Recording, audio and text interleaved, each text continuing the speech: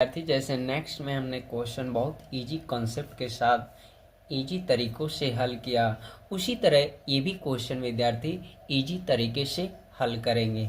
थोड़ा समय लगेगा विद्यार्थी, लेकिन आपको निश्चित समझ में आ जाएगा। तो विद्यार्थी हम यही कहते हैं बार बार कि पहले क्वेश्चन आप सही रूप से पढ़ लें। एक बार के बदले 2 बार पढ़े, लेकिन पढ़े पहले क्वेश्चन। ठीक है, तो चलिए इस क्वेश्चन को सॉल्व करते हैं। तो देखिए ये जो क्वेश्चन है एक्सरसाइज 10.2 का क्वेश्चन नंबर 12।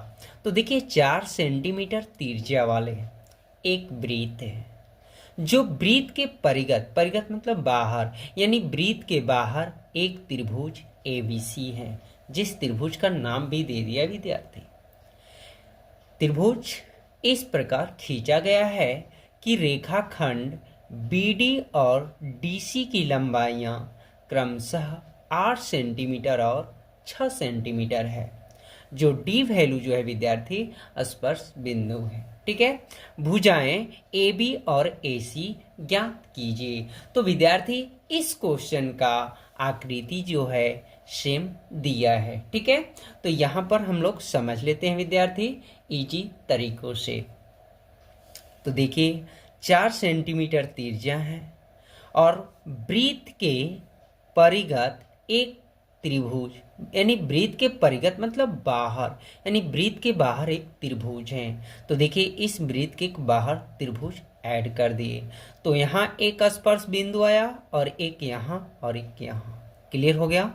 तो स्पर्श बिंदु जो भी होते हैं उसके एंगल 90 डिग्री होता है। याद रखना, कोई भी आकृति में परिगत होता है, यानी उस वृत्त का जो स्पर्श होगा, यानी स्पर्श बिंदु मतलब छूता है, तो वह एंगल 90 डिग्री होता है।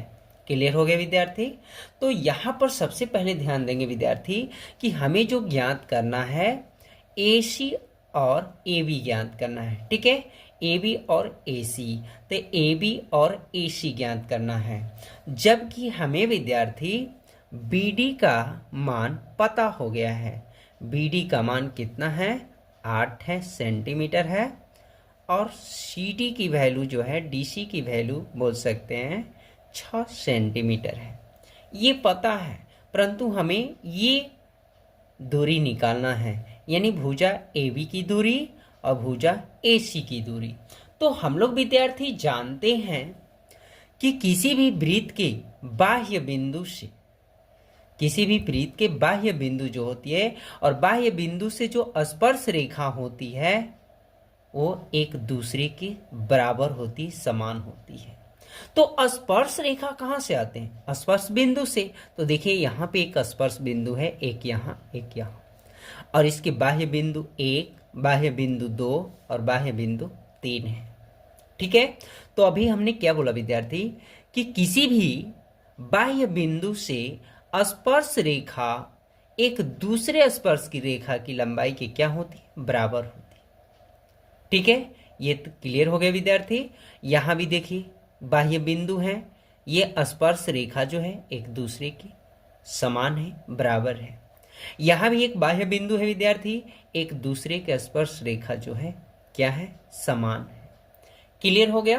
तो यानी ये 6 सेंटीमीटर है, तो ये भी क्या हो गया 6 सेंटीमीटर। ये 8 सेंटीमीटर है, तो ये भी क्या हो गया 8 सेंटीमीटर, क्योंकि ये स्पर्श रेखा की लंबाई इस स्पर्श रेखा की लंबाई के क्या होती है, बराबर, जहां जहां बाह्य बिंदु होगा। क्लियर हो गया होगा। अब देखिए इसकी लंबाई नहीं दिया है, तो विद्यार्थी जब क्वेश्चन हम लोग बनाएंगे जिसका मान नहीं दिया रहता है उसको माना जाता है। तो इसका वैल्यू मान लीजिए कोई भी XY कुछ भी मान लीजिए, तो हमने इसका वैल्यू क्या मान लिया X, तो बताइए इसकी दूरी क्या होगी। तो ये बाह्य बिंदु है, तो बाह्य बिंदु के स्पर्श रेखा की लंबाई एक दूसरे स्पर्श रेखा की लंबाई की क्या होती है, बराबर होती है। तो ये X है, तो ये भी क्या होगा। क्वेश्चन को सॉल्व करते हैं। तो सबसे पहले विद्यार्थी लिखेंगे हल, और हल में क्या लिखेंगे, दिया है। क्या दिया है बताइए। तो दिया यही है विद्यार्थी 4 सेंटीमीटर त्रिज्या वाले, 4 सेंटीमीटर त्रिज्या वाले एक वृत्त के बाहर, यानी परिगत। ठीक है, एक त्रिभुज ABC खींचा गया है। यहां तक हमने फुल लिख दिया जो दिया है। अब इन त्रिभुजों में विद्यार्थी, इन त्रिभुजों में क्या मिल रहा है? तो इन त्रिभुज की भुजाएं दिया है।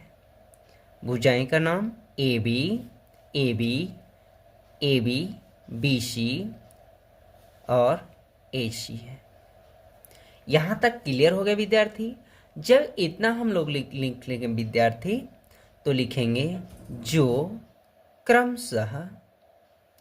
क्रमशः बिंदुओं D, E, F, D बिंदु, E बिंदु, F क्या करती हैं? इन सभी पर क्या करते हैं बिंदु? ये स्पर्श करती है। यहां तक क्लियर हो गया विद्यार्थी। ठीक है, अब देखिए नेक्स्ट क्या लिखना है विद्यार्थी। अब हमें यही लिखना है। देखिए थोड़ा सा वीडियो लॉन्ग होगा विद्यार्थी, लेकिन आपको 100% समझ में आएगा। अब हमें लिखना है विद्यार्थी, चूंकि लिखेंगे चूंकि किसी बाह्य बिंदु से वृत्त पर खींची गई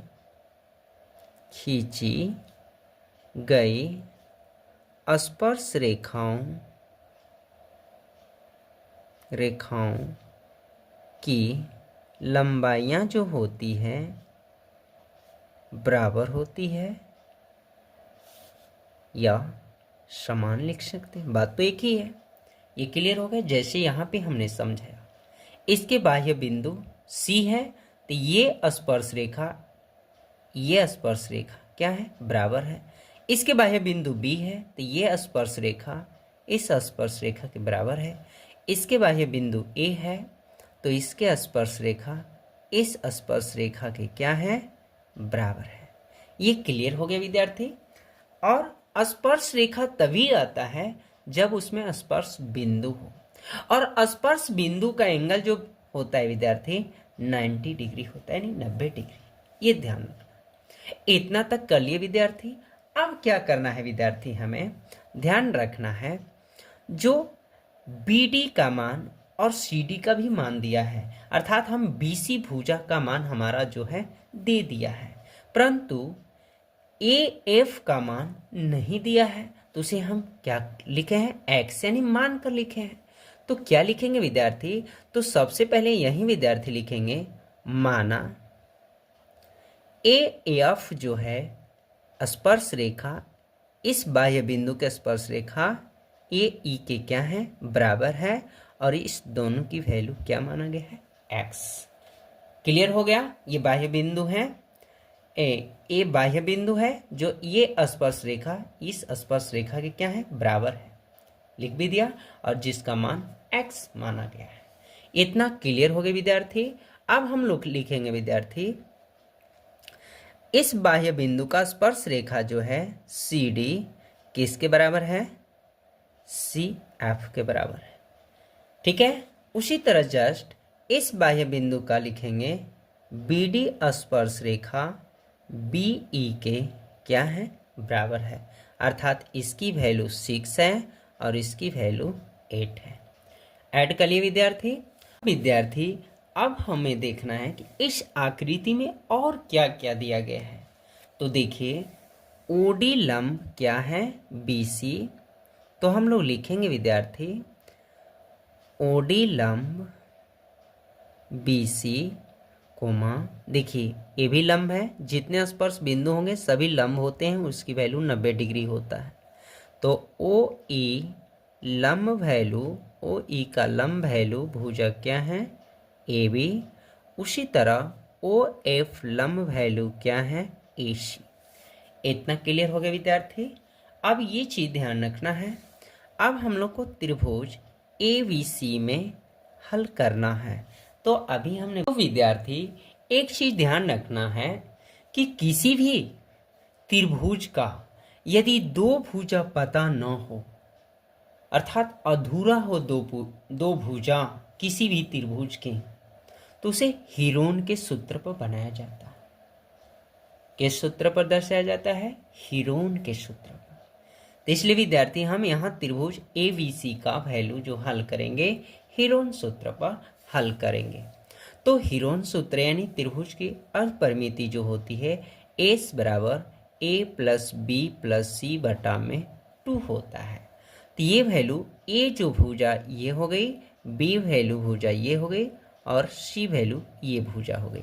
अर्थात हम लिख सकते हैं विद्यार्थी यहाँ पे, या नीचे ही लिख सकते हैं, A बराबर लिख सकते हैं हम लोग BC, जो BC का मान है BD प्लस CD, अर्थात BC बराबर BD वैल्यू 8 और CD वैल्यू 6 है, जो BC का मान 14 हो गया। ठीक है विद्यार्थी, B का वैल्यू ये माने या ये माने, कोई भी माने, कोई दिक्कत नहीं। तो B की वैल्यू जो होगी AB, अर्थात AB बराबर होगा BE प्लस AE। देखिए BE जो AB की जो दूरी है उस दो समूह में बांटा गया रेखाखंड, एक पार्ट BE और दूसरा पार्ट है AE। लिख लिया। AB बराबर लिखेंगे विद्यार्थी BE की वैल्यू 8 और AE की वैल्यू x, यानी 8 प्लस x। नेक्स्ट C बराबर लिखेंगे विद्यार्थी AC, अर्थात AC की वैल्यू दो पार्टों में है, तो एक CF प्लस AF, जो AC की वैल्यू CF की वैल्यू 6 और AF की वैल्यू x। तो ABC समझ में आ गया होगा विद्यार्थी, थोड़ा लॉन्ग कर दिए, ठीक है। चलिए, तो A का मान देखिए 14 हो गया, B का मान देखिए 8 प्लस x, और उसी प्रकार C का मान बटा में 2। अब देखिए 14 26 20 8 28, अब प्लस इनके समूह अलग है, इनके समूह अलग है, तो अलग अलग जोड़ लेना है। जैसे हम लोग चीनी केजी का वैल्यू अलग जोड़ लेंगे, और कोई मान लो समान जैसे गुड़ हो तो गुड़ का समूह अलग जोड़ लेंगे। तो x की वैल्यू जोड़ लीजिए, x 2x, और यहाँ हो गई 2। अब यहाँ देखिए कॉमन लेंगे, क्योंकि दो दो वैल्यू मैच कर रहा है तो उससे विभाजित हो जाएगा दोनों। तो 2 का कॉमन मीन्स भाग, तो 2 एकम 2, 2 चौका 8, 2 2 कट गए, x अब आई 2, ये कट गया, तो यहाँ वैल्यू 14 प्लस x आ गई। तो विद्यार्थी एस वैल्यू जो होता है आपको पता है हीरोन के ही सूत्र में होता है। तो हम लोग लिखेंगे विद्यार्थी त्रिभुज ABC का क्षेत्रफल बराबर, ठीक है, अर्थात हीरोन का सूत्र बोल सकते हैं, यहाँ लिख भी सकते हैं S minus A, S minus B और S माइनस C। अब देखिए S का मान 14 प्लस x, S का मान 14 प्लस x, अब माइनस A का मान देखिए ध्यान से, A का मान कितना है? 14 है, भर लेते हैं, फिर S सजा लीजिए, फिर B का मान देखिए, तो B का मान 8 प्लस x है, तो ये माइनस है, तो माइनस प्लस में गुणा करिए, -8, फिर माइनस प्लस में गुणा करिए, -x। चलिए B का वैल्यू हो गया, क्योंकि ये भी से ही है। उसी प्रकार फिर नेक्स्ट इसमें भरेंगे विद्यार्थी S का मान 14 प्लस x माइनस C, तो C का वैल्यू देखिए 6 प्लस x है, तो देखिए ये प्लस में है, तो यहाँ सूत्र से माइनस है, तो माइनस और प्लस में गुणा करिए माइनस, अब माइनस प्लस में गुणा करिए माइनस, क्योंकि जितने अंक रहते हैं चिन्ह भी रहते हैं उससे सभी से गुना होता है, ये ध्यान रखना है, ठीक है। इतना क्लियर हो गया विद्यार्थी। चलिए नेक्स्ट बढ़ते हैं। तो देखिए ये कट घटकर 0 हो गया, बचा x। और यहाँ देखिए 6 हो गया, ये माइनस प्लस कट गया, यहाँ भी देखिए माइनस प्लस कट गया, और 14 में से 6 घटा 8। नेक्स्ट बढ़ते हैं विद्यार्थी 8 6 के 48, जो गुणा करेंगे विद्यार्थी। यहाँ देखिए 14 प्लस एक्स, 48 में x करिए 48 से x, इसको थोड़ा सा और लॉन्ग कर लीजिए, इसमें गुणा कर लीजिए। तो 48 में और जब 14 का गुणा हम करेंगे विद्यार्थी, तो विद्यार्थी 672 x अब प्लस इसमें गुणा कर लीजिए, तो 48 से x में करिए x स्क्वायर। इतना आगे विद्यार्थी। चलिए अब ध्यान से समझिए विद्यार्थी, क्या आप जानते हैं विद्यार्थी, इस त्रिभुज का जो ये हमने क्षेत्रफल जो निकाला, तो इस अंदर वाले में भी त्रिभुज का क्षेत्रफल ऐड है। ठीक है, कितने समूह हैं? तो देखिए 1 2 3 4 5 6 ऐसे नहीं करना है, इनके समूह त्रिभुज का आपका वैसे ही करना है जिसमें आधार भी हो और ऊंचाई भी सम्मिलित हो। तो त्रिभुज का क्षेत्रफल बराबर 1/2 आधार गुना ऊंचाई। तो देखिए, या शीर्षलंब भी बोल सकते हैं। तो त्रिभुज का आधार 1 हो गया, इस त्रिभुज का आधार 2 हो गया, और इस त्रिभुज का आधार 3 हो गया। तो यानी इस त्रिभुजों में जो हमारा फिगर बन रहा है अंदर का त्रिभुज 3 बन रहा है, क्योंकि 3 आधार है। और देखिए शीर्ष लंब भी 3 है ना। तो यहाँ पर निकाल लेंगे। क्यों निकालने विद्यार्थी? क्योंकि इस त्रिभुज का क्षेत्रफल यानी तीनों त्रिभुज का क्षेत्रफल का योग इस क्षेत्रफल के योग के क्या होगा? बराबर।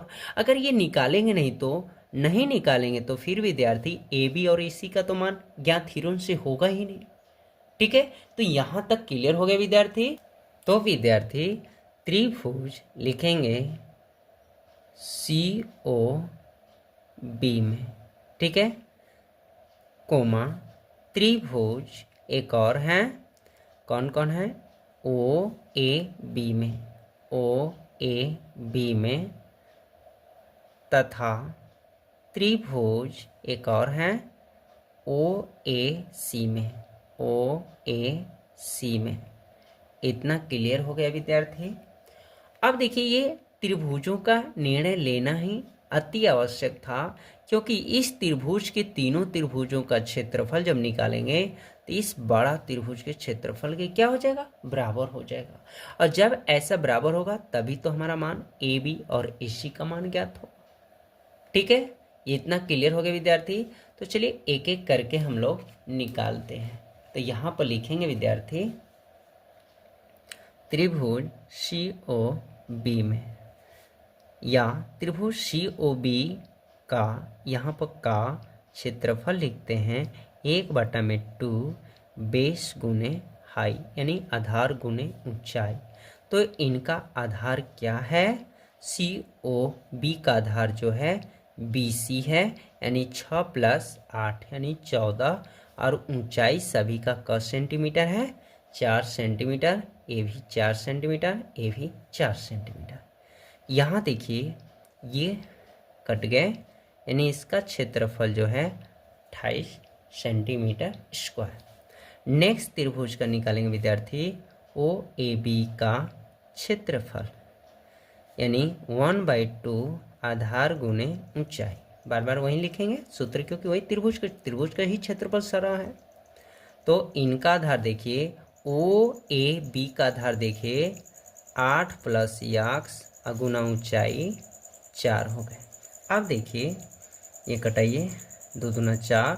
अब यहाँ गुना है तो सभी से होगा, 2 8 16, 2 में x करिए 2x। नेक्स्ट त्रिभुज हमारा विद्यार्थी है ओ ए सी का क्षेत्रफल। तो वही सूत्र है 1/2 आधार गुना ऊंचाई। तो 1/2 इनका आधार ओ ए सी का आधार है 6 + x गुना ऊंचाई जो है 4, कट गए।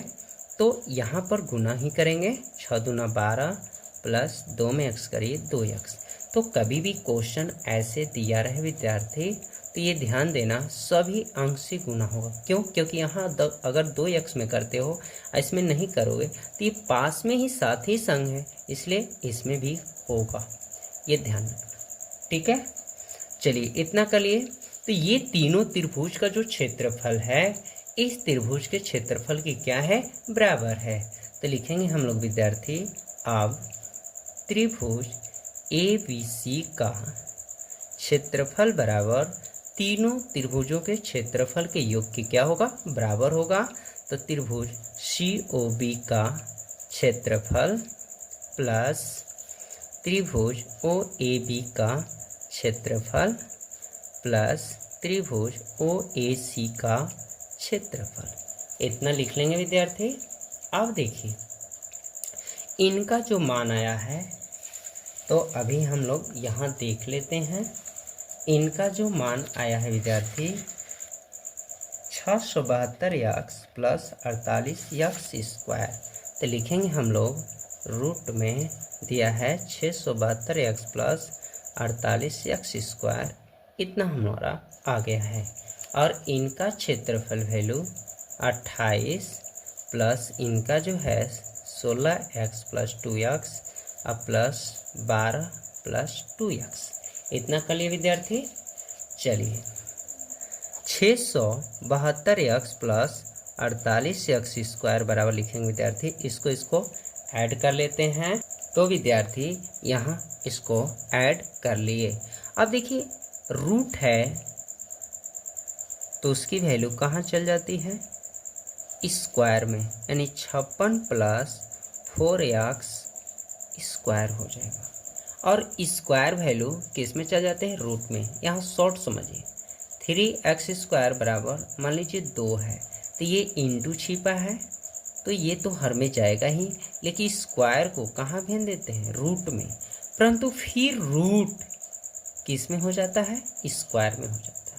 तो ये समस्या हल हो गया होगा विद्यार्थी, जस्ट यहाँ ऐसे ही किए। तो यहाँ देखिए a प्लस बी का होल स्क्वायर, तो चूंकि लिख सकते हैं a प्लस बी का whole square, a² plus b² plus 2ab। तो यहाँ पर लिख लेंगे विद्यार्थी 672x प्लस 48x² बराबर, अब 56, यानी इसको हम सजा लेते हैं। तो चलिए विद्यार्थी यहाँ पर हमने सजा लिया है, नेक्स्ट आगे बढ़ते हैं। ठीक है, तो यहाँ पर देखिए विद्यार्थी पक्ष को क्या करेंगे? पक्षांतर। तो समीकरण आप बनाए होंगे, जब एक ही ओर का पक्ष का पक्षांतर कर देंगे, यानी सभी एक ही साइड का जब पक्षांतर हम कर देंगे, तो सभी एक ही साइड का क्या हो जाता है? चिन्ह बदल जाता है, और उसके बराबर में क्या लिख देते हैं? 0। ठीक है, तो यहाँ पर देखिए विद्यार्थी सबसे बड़ा घात यही है ना, तो देखिए 48 में से 16, देखिए जात का समूह है, तो यहाँ पर हो जाएगा विद्यार्थी 2, और ये हो गया विद्यार्थी 3, यानी 32x²। इसके बाद इसमें से जब घटा लेंगे, ये जात का समूह है, तो प्लस में 224x और माइनस 31, 36 बराबर 0।